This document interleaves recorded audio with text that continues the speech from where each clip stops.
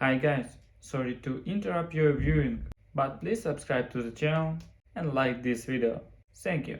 Imagine needing urgent medical care, and the only people you thought you could count on, your parents, chose to ignore you. Now, imagine them spending thousands on your sister's luxury vacations and designer bags while you're struggling to survive. That's what happened to me, and now they're begging me for forgiveness. Growing up, it was no secret who the star of the family was. My sister Emma shone brighter than any of us. She was the golden child, the one who seemed to have a halo of admiration wherever she went. It wasn't just my parents who adored her. Friends, extended family, even the neighbors would gush over how talented, beautiful, and charming Emma was. My parents didn't just praise her, they funded her glow. She went to the best private school in town, had a closet full of designer clothes by the time she was 16, and picked up hobbies like horseback riding and ballet that came with staggering price tags. Every summer, while I was stuck at home babysitting or working a part-time job, Emma was off on overseas trips to enrich her education or lounging on beaches in five-star resorts. At first, I didn't resent her. Honestly, I loved her. Emma was magnetic. She could walk into a room and instantly command attention, cracking jokes and charming even the most stoic of relatives. I looked up to her when we were kids. She was the older sister who let me tag along sometimes and shared her makeup tips when I hit my awkward teen years.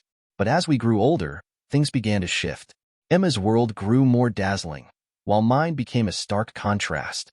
My parents liked to call me independent, which was their way of explaining why I didn't get the same attention or resources. They said I was more capable, and that Emma needed the extra help to thrive. But as the years went on, it became clear that independent was just a polite way of saying I was on my own. When Emma turned 18, they bought her a car, a brand new one, sleek and shiny. When I turned 18, they handed me a card with $50 in it and a vague promise to help out if I really needed it. By the time I graduated high school, the difference in treatment wasn't just noticeable. It was glaring. Emma got tuition for a prestigious private college, complete with an apartment they paid for. I got a cheerful "you're so smart, you'll figure it out," and a stack of financial aid forms. It wasn't Emma's fault, not really. She wasn't the one deciding how to distribute love and resources, and she often seemed oblivious to the imbalance. She would gush about her latest horseback riding trip or her new handbag, genuinely excited to share her world with me, not realizing how much it stung. Even so, I tried to keep the peace. I wanted to believe my parents cared about me just as much as they cared about Emma, even if they showed it differently. I thought if I worked hard enough, if I was successful and self-sufficient, they'd see me in the same light. Maybe then they'd be proud. But that illusion shattered the day I found myself in a medical emergency, and my parents turned their backs on me completely. What happened was more than a wake-up call. It was the moment I realized that no matter how much I tried, I would never be Emma in their eyes. And that truth changed everything. It started as a dull ache, the kind you chalk up to stress or bad posture. I was juggling work at a cafe, part-time classes at the community college, and side gigs to make ends meet. So a little pain here and there didn't seem like a big deal. I ignored it for weeks, thinking I just needed to sleep more or cut back on caffeine. But the ache didn't go away. It grew sharper, deeper, and more persistent until one morning, I woke up doubled over in agony.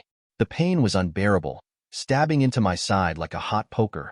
I could barely breathe, let alone stand, and after 20 minutes of pacing the kitchen and trying not to panic, I knew I couldn't brush it off anymore. I called a rideshare to take me to the emergency room because I couldn't afford an ambulance ride. Sitting in that crowded waiting room, clutching my side, I felt like a tiny island surrounded by a sea of strangers. Hours later, after a series of tests and some agonizing prodding from the ER doctor, I finally had an answer. I had a severe condition that required immediate surgery. The words hit me like a freight train. I couldn't afford this. I didn't have the kind of insurance that covered major medical procedures. In fact, I barely had insurance at all. It was one of those bare minimum plans I'd scraped together because it was legally required. When the doctor explained the costs, I felt like the room was spinning. Thousands of dollars up front, with no guarantee of how high the final bill would climb. I couldn't breathe. How was I supposed to pay for this? I could already see my future collapsing under a mountain of medical debt. My first instinct was to call my parents. Surely, they'd help. This wasn't about a luxury or a want. This was life or death. They had always been quick to help Emma, paying for everything from her car to her trips abroad. Surely, they'd step up for something as serious as this, right? I called my mom from the hospital bed, still in shock. She answered on the third ring, her tone light and cheerful. "Hi, sweetie. What's up? Hearing her voice made me feel a flicker of hope. Mom, I'm at the hospital, I said, my voice shaky. I need surgery. It's really serious, and I don't know how I'm going to pay for it. There was a pause, and then she said, Oh, honey, that sounds terrible. Are you okay right now? Did the doctor say what's wrong? I explained everything, my words tumbling out in a rush. I told her about the pain, the diagnosis, the surgery I needed, and how scared I was about the costs. I was desperate for her to say something reassuring, to tell me it would be okay, that they'd help me figure it out. Instead, her tone shifted, growing distant. That's awful, sweetheart, she said. But, things have been tight for us lately. Have you looked into payment plans? A lot of hospitals offer them. Tight on money? I repeated, stunned. Mom, I need help. This isn't something I can just put on a payment plan. I don't even qualify for a loan big enough to cover this. She hesitated, and I could hear her clicking away on her keyboard. I know. It's just, well, with Emma's tuition and her trip coming up, we're kind of stretched thin right now. Her words felt like a punch to the gut. Emma's trip. I had just seen pictures on Instagram the day before of Emma lounging on a pristine beach, sipping a cocktail with the caption, Maldives, baby. Thanks, Mom and Dad. You paid for Emma to go to the Maldives, I said, my voice cracking. But you can't help me with surgery? Oh, honey, it's not like that, Mom said quickly, as if she could smooth over the betrayal with her tone. We've been planning her trip for months. You know how much she needed a break. She's been so stressed with school. Stressed with school? I couldn't stop the words from spilling out. Mom, I'm sitting in a hospital bed. I need surgery. How is that not more important than a vacation? Let's not make this about Emma, she said sharply, her patience wearing thin. We're doing our best, but you've always been so independent. I'm sure you'll figure this out. Have you thought about reaching out to charities? I've heard there are programs for people in your situation. Her words blurred together as I tried to process what was happening. This was my mom, the person who was supposed to love me unconditionally, who I thought would drop everything to help me if my life was in danger. But all I was getting was excuses, platitudes, and a cold reminder of where I stood in their priorities. When she hung up, promising to check back later, I felt hollow. My mom had just dismissed my medical emergency like it was a minor inconvenience.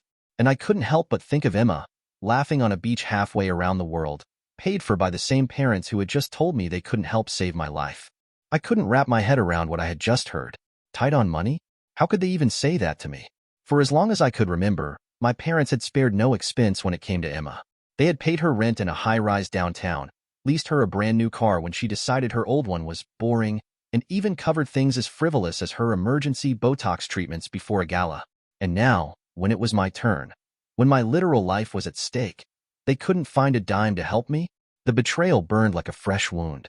Every memory of them gushing over Emma or rushing to her rescue played in my mind like a cruel highlight reel. It wasn't like I hadn't tried to fend for myself over the years. I worked multiple jobs, took classes, and scrimped every penny I could to survive. I had never asked for anything. Not until now. Mom, I said, trying to keep my voice steady. I'm not exaggerating. The doctor said I need this surgery as soon as possible. If I don't do it, my condition could get worse, dangerously worse. I wouldn't be asking if this wasn't life or death. Her response was a dismissive sigh. Sweetheart, I understand, but we just don't have that kind of money right now. Your dad and I are doing everything we can, but Emma's bills are already a lot to handle. Have you tried looking into charity options? Or maybe getting a loan? A loan? I repeated, incredulous. Mom, this isn't about some elective procedure. It's surgery. It's my life. You're really telling me you can't find anything to help me? Even after everything you've spent on Emma? She hesitated, and for a moment, I thought maybe she was reconsidering. But then she said, It's not that simple, honey. We've been helping Emma for years because she's in school full-time. You've always been the independent one. We've always admired how resourceful you are. You'll figure this out. I know you will. The patronizing tone in her voice made my blood boil. This isn't about being resourceful, I said, my voice trembling. This is about needing help. Do you even hear yourself right now? If it were Emma, you wouldn't think twice. Let's not compare, okay? She said curtly. Emma's situation is different. Her words hung in the air like a slap to the face. Different. Of course it was different. It was always different when it came to Emma. I hung up before I said something I couldn't take back. Feeling like I was out of options, I decided to reach out to Emma directly. Maybe she could help me convince our parents to see how serious this was. Or, at the very least, lend me some of the money they'd given her over the years. She was my sister. Surely, she'd understand. I called her that evening, forcing myself to keep calm as I explained the situation. She listened quietly, her voice soft and sympathetic. "Oh my God," she said when I finished. "That sounds awful. I'm so sorry you're going through this." The sympathy in her voice made me hopeful, but her next words quickly crushed that hope. "I just don't think I can help right now. Mom and Dad already helped me out a lot this month, and I don't have much left after the Maldives trip. Maybe you could take out a loan or something." "A loan?" I said, my voice rising in disbelief. "Emma, I don't need a loan. I need help." "You don't have any money left?" "Not even a little." "Well," she said hesitantly, "I could maybe help with a small amount, but it wouldn't be enough to cover the whole thing. I mean, this is really more of a mom and dad issue, isn't it? They should be stepping up here, not me." "They won't step up," I said, my voice cracking. "That's why I'm asking you. You're the one they've given everything to. You're the one they listen to. Can't you talk to them? Make them see how serious this is." Emma sighed. "I'll try, okay? But you know how they are. They probably think you can handle it on your own. You've always been so independent." There it was again, independent. That word felt more like a weapon than a compliment. "Fine," I said, too exhausted to argue anymore. "Just, please talk to them. Let me know what they say." The next morning, Emma texted me. It was a long, rambling message full of platitudes and excuses. She said she had brought up my situation to Mom and Dad, but they were stressed out and didn't think they could handle another big expense right now. She ended the message with, "I hope you can figure something out. Let me know if there's anything else I can do." Anything else she could do? She hadn't done anything to begin with. I stared at the text, feeling a mixture of anger and despair. It was clear now that I was on my own.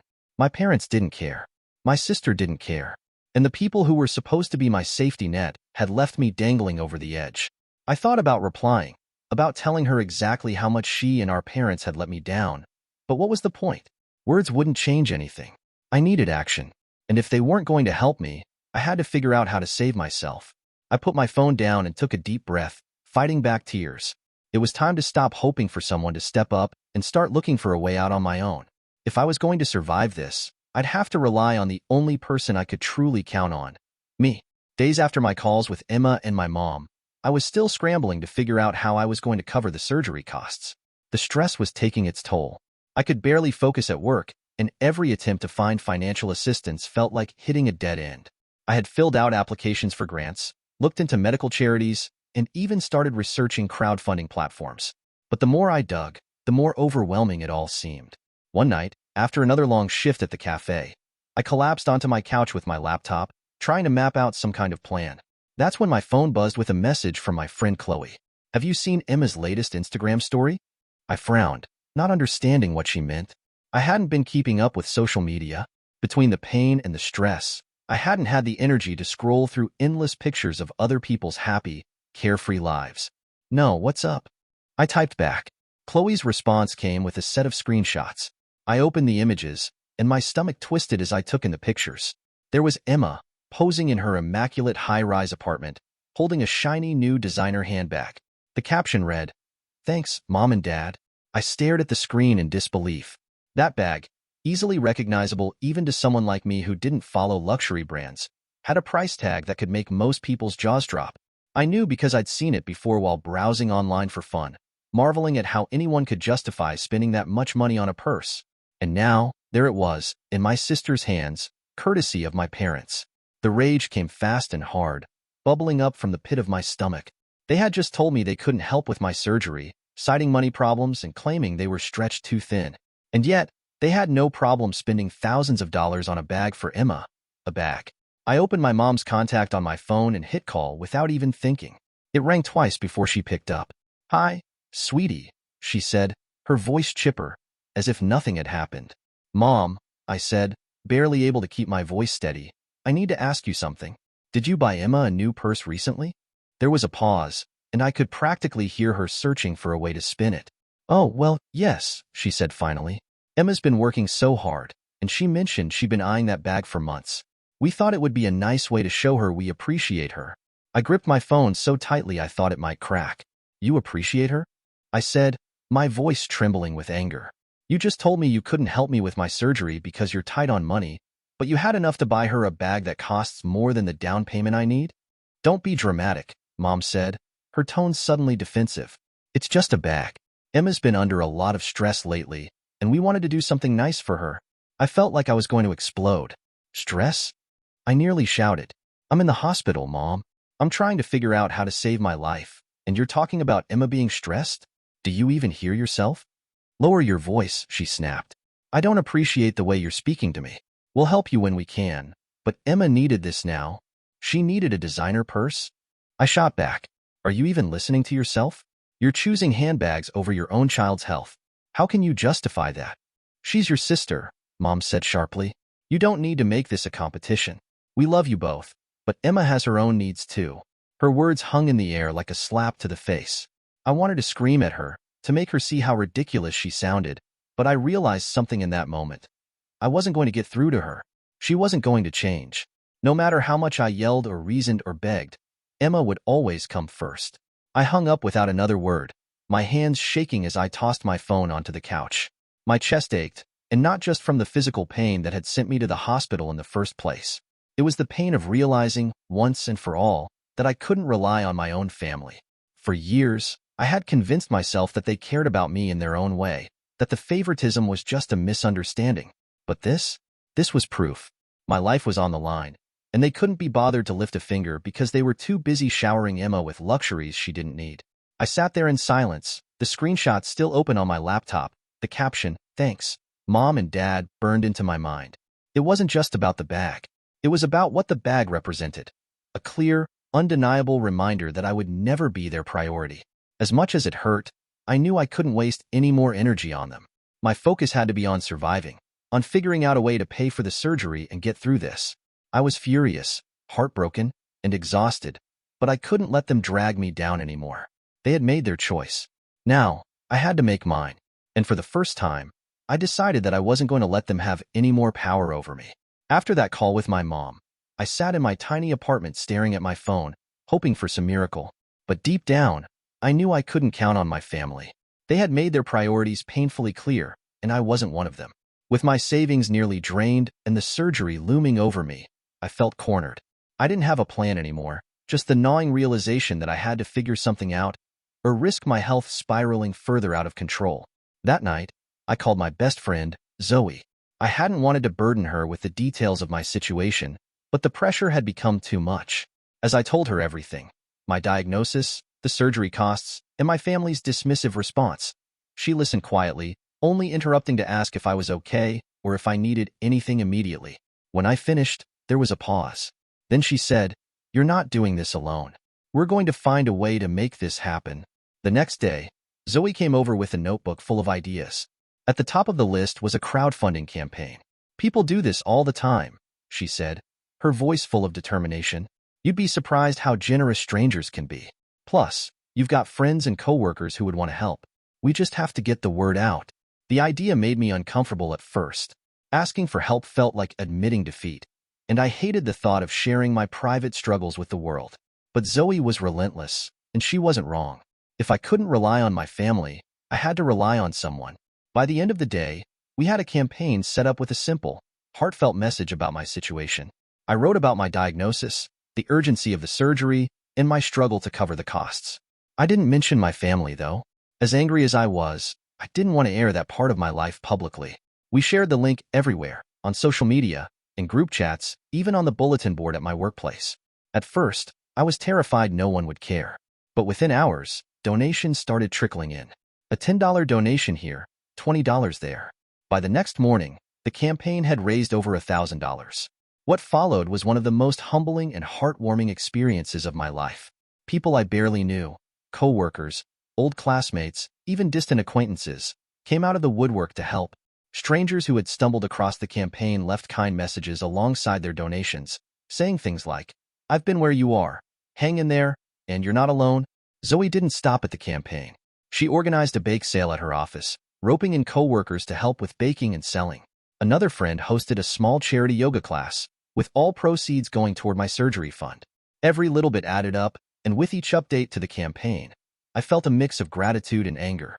Gratitude for the kindness of these people, some of whom I hadn't spoken to in years, and anger toward my parents. They had the means to help me. They could have ended my struggle with a single check, yet they chose not to. How could people I barely knew care more about me than my own family?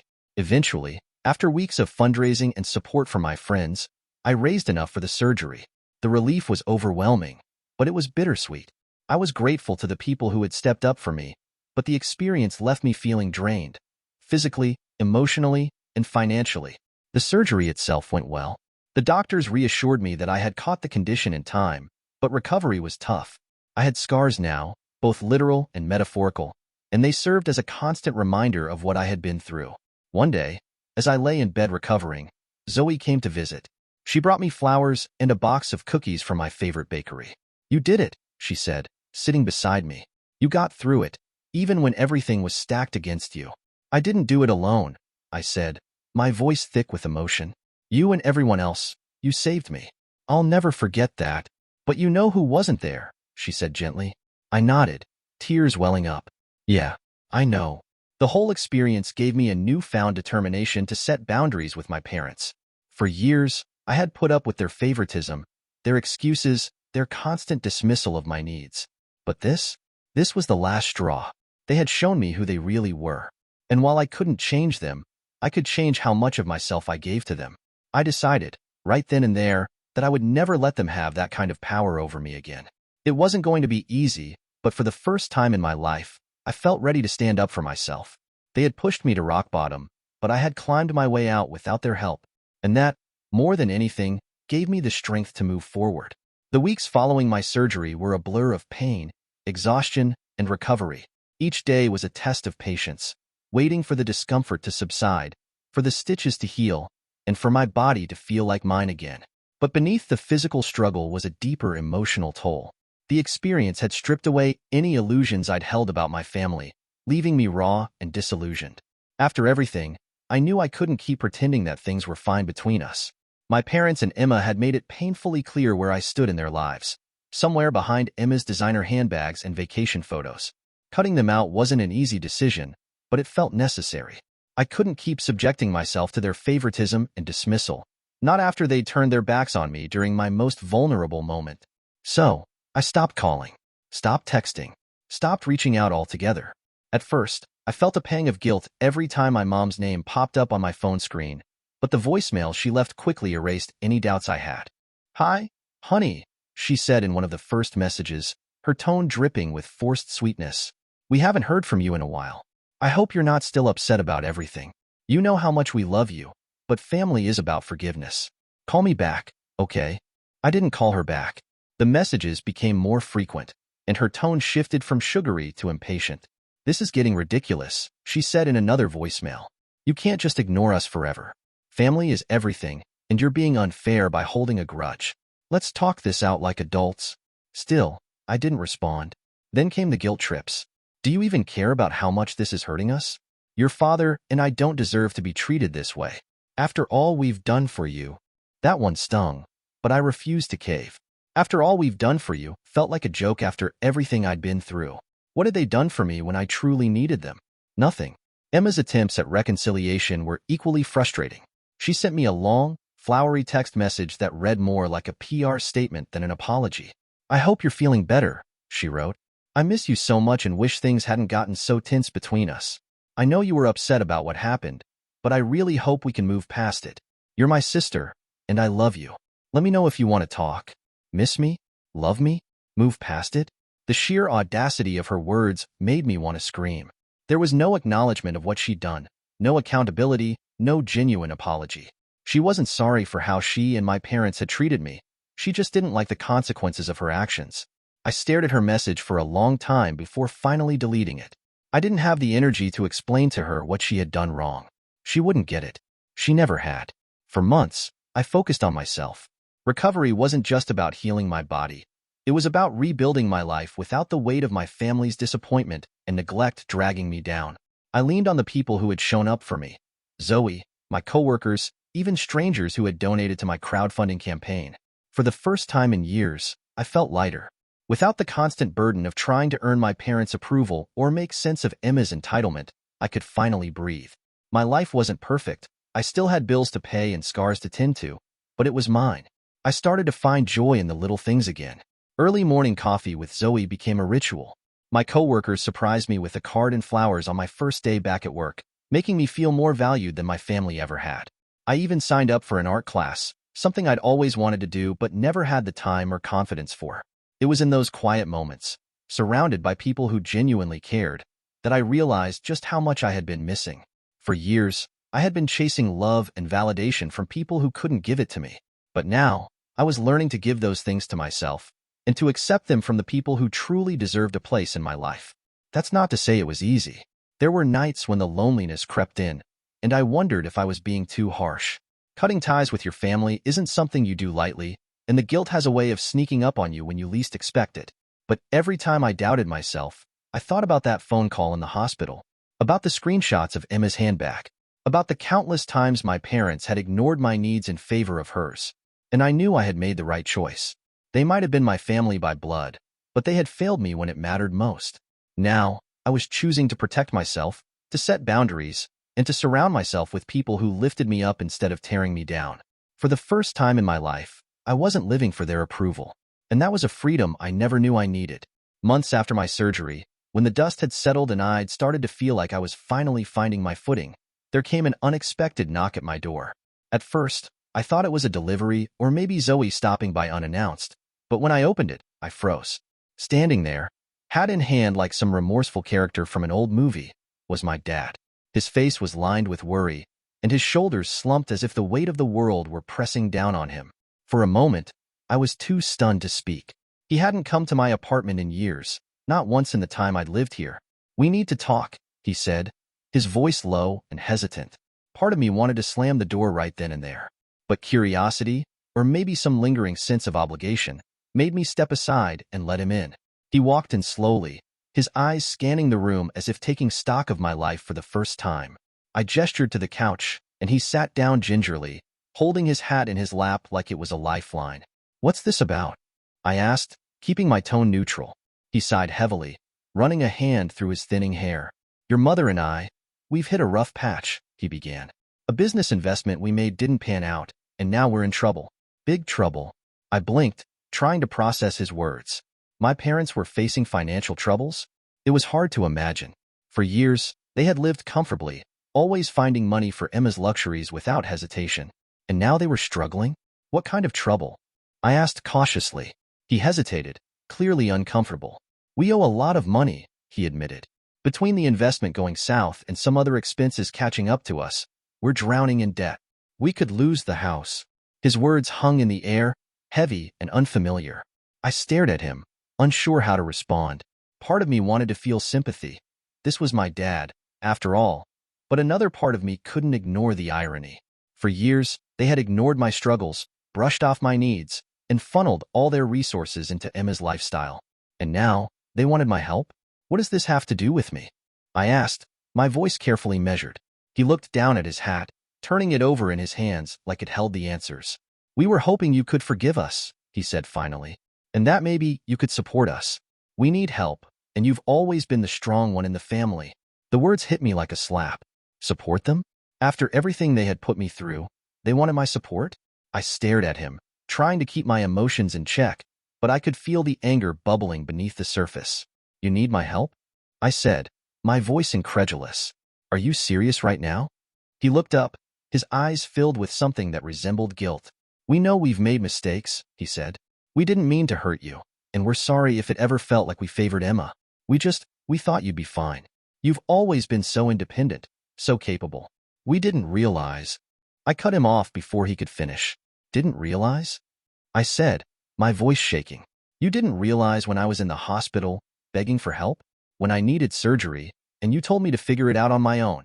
You didn't realize when you were buying Emma designer bags and funding her vacations while I was drowning in medical bills?" He winced, but he didn't argue. "You're right," he said quietly. "We were wrong.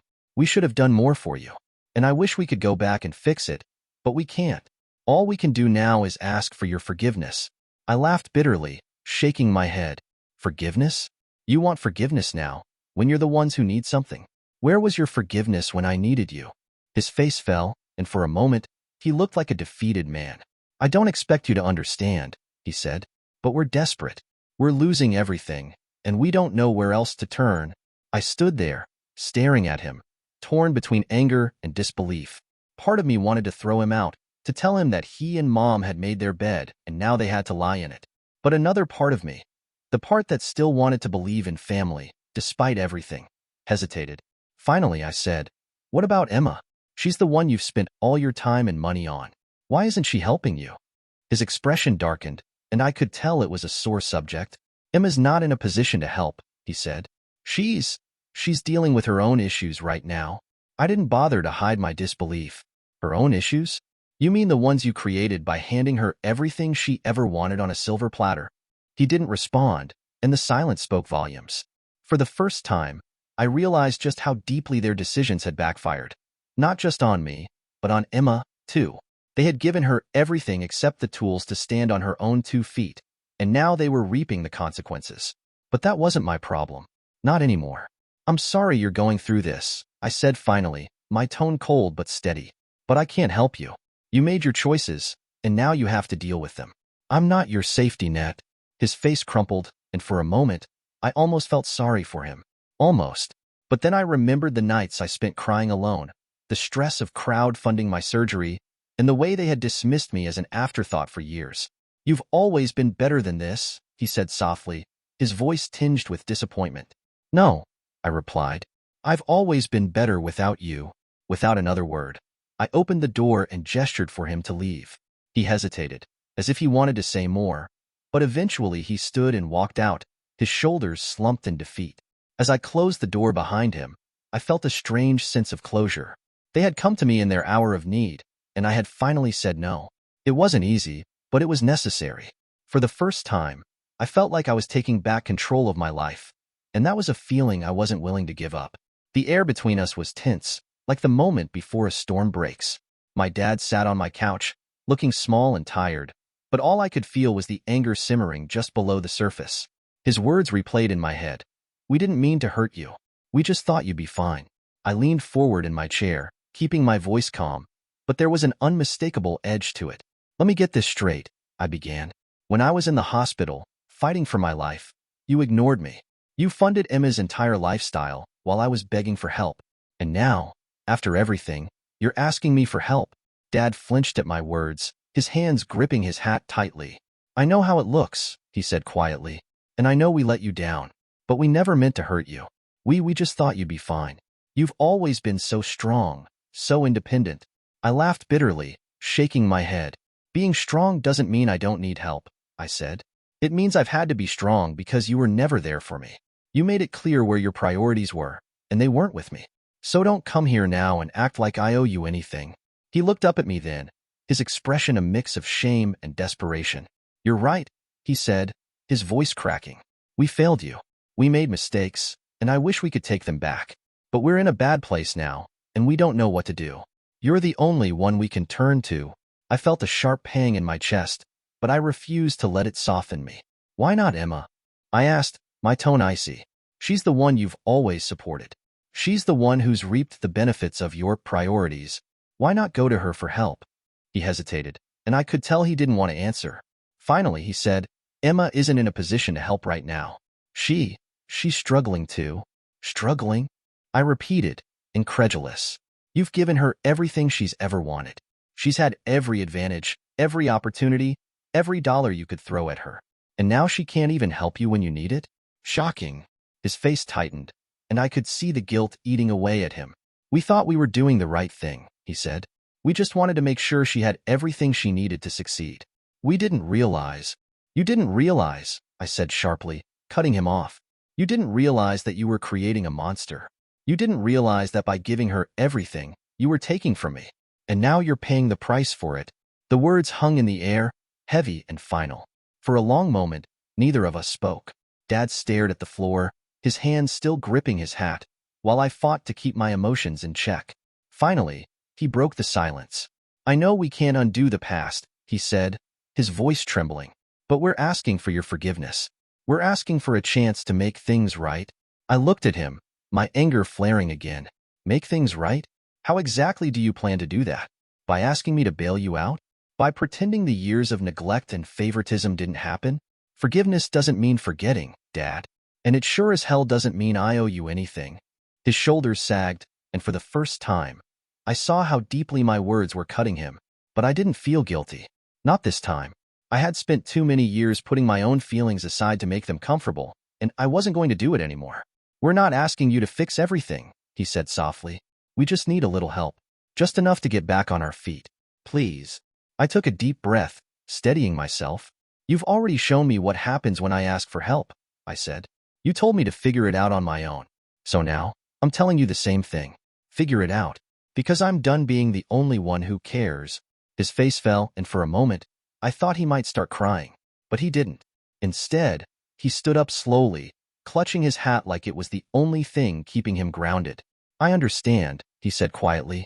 I'm sorry for everything, more than you know. I didn't respond. I couldn't. As he walked to the door, he paused and turned back to me.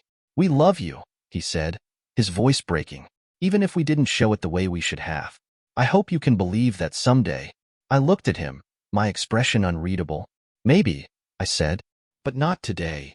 With that, he nodded and left, closing the door softly behind him. As I stood there in the silence of my apartment, I felt a strange mix of emotions: anger, sadness, relief. For so long, I had wanted them to admit their mistakes, to acknowledge the pain they had caused me. But now that they had, it didn't feel like enough. I knew they were desperate, and part of me wanted to help, if only to prove that I was better than they had ever given me credit for. But I also knew that helping them would mean sacrificing my own peace, my own boundaries. And after everything I'd been through, I wasn't willing to do that. This time, I had chosen myself, and for the first time, I didn't feel guilty about it. After my dad left that day, I stood in my apartment for a long time, letting the quiet settle around me. My emotions churned: anger, sadness, and an odd sense of relief that I couldn't quite place. But as the hours passed, that relief began to grow, shifting into something I hadn't felt in years: closure. For the first time, I realized I didn't need their validation or approval. I had been searching for it my entire life, bending over backward to win their affection, to prove I was just as deserving as Emma. But standing up to my dad and refusing to let him guilt me into fixing their mess made something click. I didn't need them. I had built a life for myself, imperfect, challenging, but undeniably mine. I wasn't the person who had walked into that hospital months ago, scared and desperate for their help. I had survived without them, and that survival, messy as it was, made me proud. A week after my dad's visit, Emma reached out again. She called first, but I let it go to voicemail. Her text followed an hour later, long and rambling, filled with justifications and vague attempts at reconciliation. I know things got really messy, she wrote, and I feel awful about how everything went down. I wish I could go back and do things differently. I want to make things right between us. You're my sister and I miss you. I stared at the message, my thumb hovering over the keyboard. Part of me wanted to respond, to ask her what exactly she thought making things right looked like. Did she mean an actual apology? Acknowledgement of her role in the years of favoritism and neglect? Or was this just another hollow attempt to smooth things over without addressing the real issues? Deep down, I knew the answer.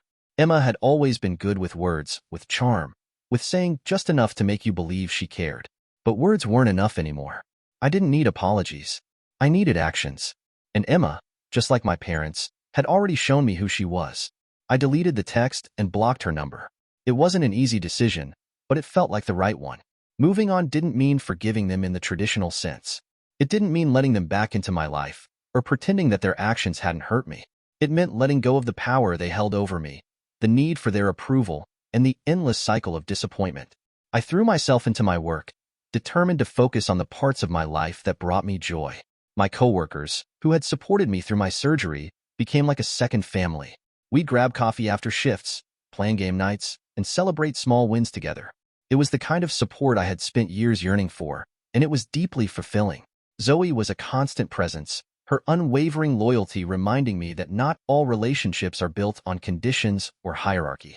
She encouraged me to try new things, like hiking and pottery classes, which became unexpected sources of peace and happiness. Over time, I even started to excel in my career. What had once been just a way to pay the bills grew into something more, as I found myself moving into a management position at the cafe. It wasn't the life I had envisioned when I was younger, but it was a good life. a life I had built on my own terms. The pain of my family's betrayal didn't vanish entirely. There were moments when it crept back in, like a shadow in the corner of my mind. Birthdays, holidays, and random memories would sometimes bring a pang of sadness, a quiet longing for the kind of family I had always wanted but never truly had. But those moments didn't define me anymore. They were just blips, reminders of a chapter one had closed. One evening, as I sat on my balcony watching the city lights, I thought back to my dad's words, "We thought you'd be fine." He had been right, though not in the way he intended. I was fine, more than fine, really. Not because of anything they had done, but in spite of it.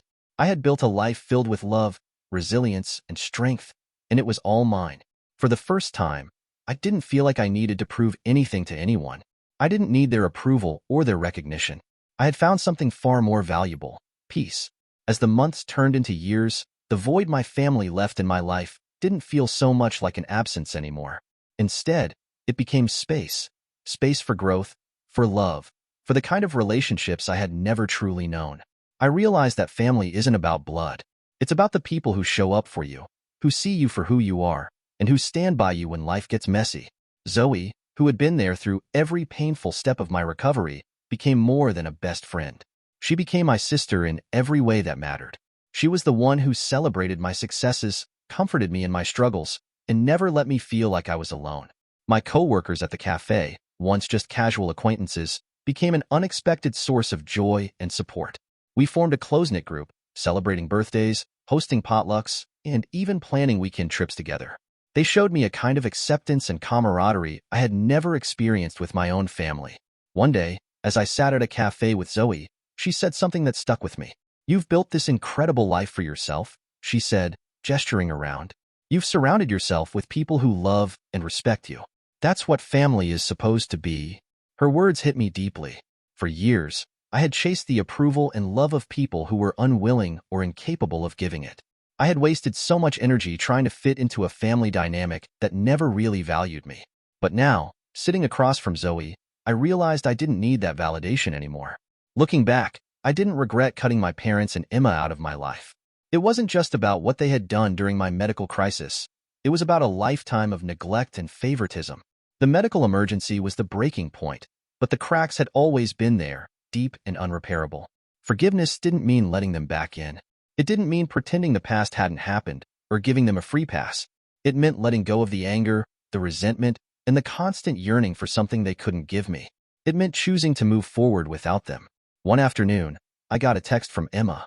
It had been years since I had last spoken to her, and seeing her name on my phone screen gave me a strange sense of detachment.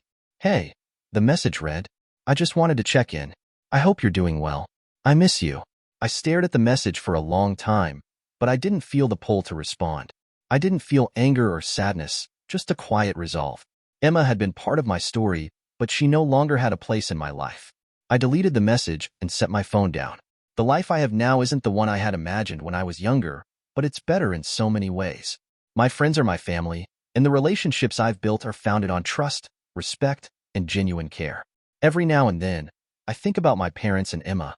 I wonder if they've changed, if they've faced the consequences of their choices, if they've realized what they lost. But those thoughts don't linger. They're fleeting, like old photographs stored in a dusty box, memories I can look at without feeling their weight. I've moved on, and I'm happier than I've ever been. My life isn't defined by their neglect or their favoritism anymore. It's defined by the love I've found, the strength I've built, and the peace I've chosen. Forgiveness, I've learned, isn't always about letting people back in.